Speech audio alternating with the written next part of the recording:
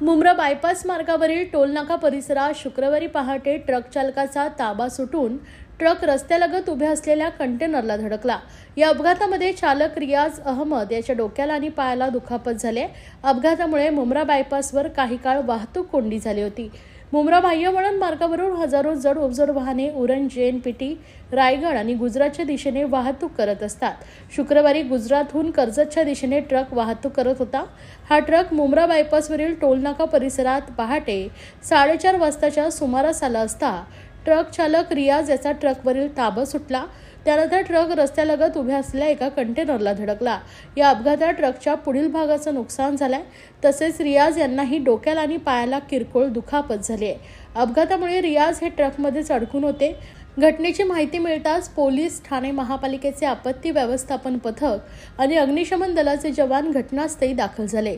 त्यांनी रियाज यांना ट्रकमधून बाहेर काढले। या अपघातामुळे मुंब्रा बायपास परिसरात पहाटे वाहतूक कोंडी झाली होती। पथकानं अपघातग्रस्त वाहने रस्त्याच्या बाजूला केली, त्यानंतर येथील वाहतूक सुरळीत झाली।